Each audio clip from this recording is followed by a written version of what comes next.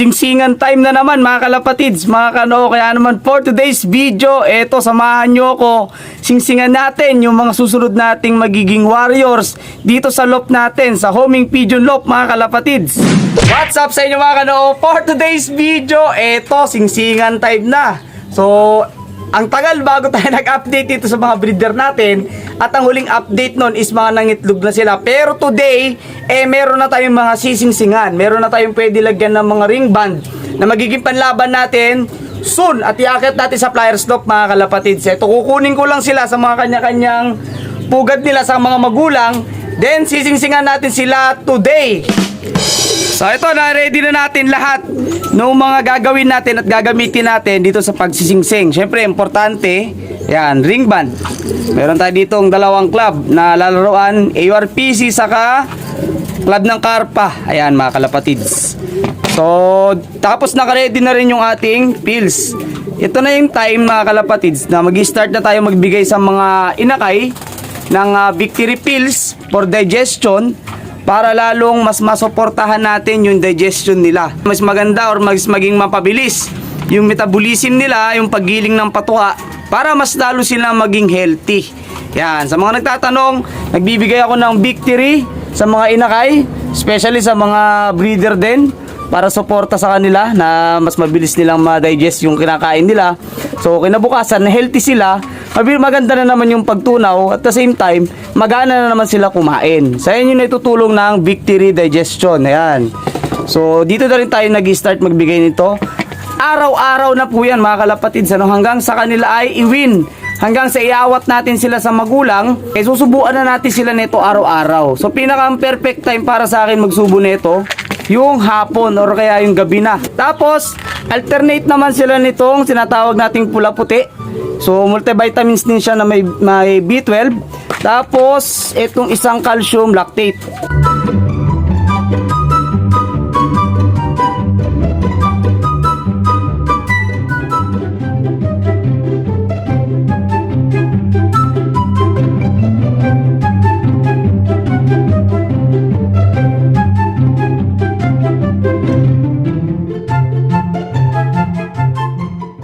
So, ganyan ang routine natin mga kalapatids, araw-araw. So, kailangan lang talaga ng konting sipag dito, lalo na sa ganitong edad. Kasi ayaw natin sila mabansot, ayaw natin sila magkasakit, di ba? Kaya susuportahan natin sila lagi ng mga ganyan. So, after nilang malagyan ng rings, ito na ang susunod natin, papalitan na natin yung kanilang beddings para sa ganon, laging malinis. Siyempre, ayaw natin sila magkasakit, dapat laging malinis yung kanilang pugad.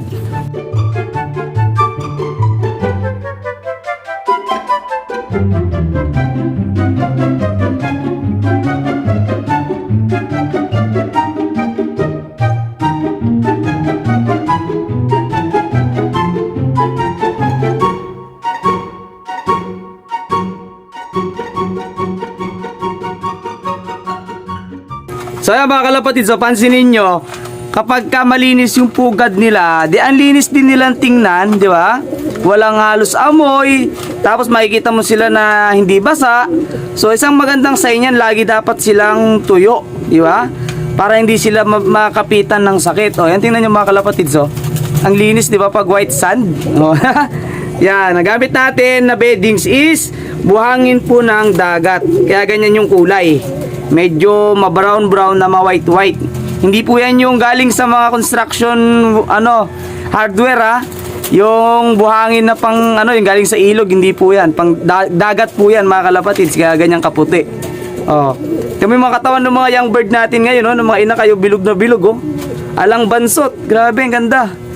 Yan, dahil yan sa suporta at binibigay natin ng mga suplemento sa mga ibon. Kagaya nga nito mga kalapatids, ayan, itong dalawa na to, napaka-importante. Itong VMP 100, ayan, meron siyang probiotics saka prebiotics. Tapos, kung bakit ganyan naman yung natin ngayon, production rate, na halos talagang lahat, halos kumpleto. Tigda dalawa. Maliban dito, ito, tig isa to eh. Ito, mga tigda dalawa na to, halos lahat oh. Ang ganda ng ng pagsisimilyan nila. Tapos, siyempre, bibigay natin sa kanila ng mga gritstone. Ayan, mga Taiwan Sol, gritstone, pink mineral. Kaya talagang healthy yung mga inakay. Saka dito, siyempre, sa may Egg Pro Max na to. Ayan, ngayon ko lang to ginamit sa breeding natin mga kalapatids. Egg Pro Max Vitamin Mineral Probiotic and Prebiotic. Ayan, ang ganda ng ang ganda ng produce nila. So halos nasa 90% yung production rate natin dito sa breeding natin. O di ba?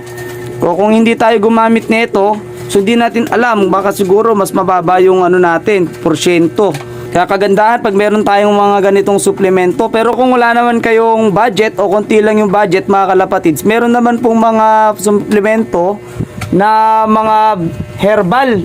Kayo na lang po talaga gagawa mga kalapatids, kasi yung ganito is medyo may kamahalan. Pero may mga nito, may mga sachet. So magtanong kayo sa mga poultry supply, merong mga sachet ng ganito pang suporta sa kanila. Ayan mga kalapatids, para lang po mas mas mapanitili natin, saka mas sure natin na healthy yung mga inakay. Ayan, bigay na po tayo. Wag na po natin tipirin yung breeding. Yan yung importante po sa lahat. Diyan nagsisimula ang totoong laban nila. Kapag ka napagdaanan nila na healthy sila hanggang lumaki, hanggang sa lumipad, mas malaki na yung chance mo nun mga kalapatids. Eto mga kalapatids, dito naman tayo sa stock lot dahil meron na naman tayong i-rescue yung ibon. So homing pigeon to the rescue na naman tayo for today's video.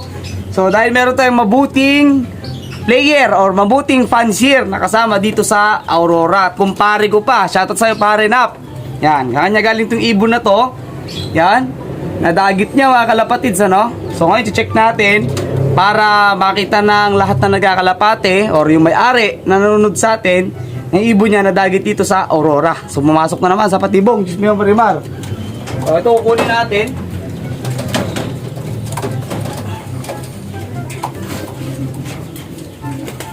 Ayan, wala na siyang sticker. Shoutout din sa nagatid ng ibon na to kay Sir Val Palmero. Ayan. So medyo payat na siya, medyo payat na yung ibon. Ayan, nakikita, naramdaman ko na yung kanyang kill or kanyang pitso. Ayan dito. Medyo payat na siya. Oh, ito yung ibon mga kalapatids. Ayan, black checkered. Oh, yan. Possible cock to kasi size pa lang ng kanyang ulo. Possible cock. Ayun, So, ang ring band nito, MBRPC 2340838. Ayan, naka siya, Quezon Challenge Vegan. Ayan, naka-vegan siya. Taga-vegan ata itong ibon mga kalapatids. Check natin mamaya yung galing ata yung kay Sir galing kay Pare Ralph.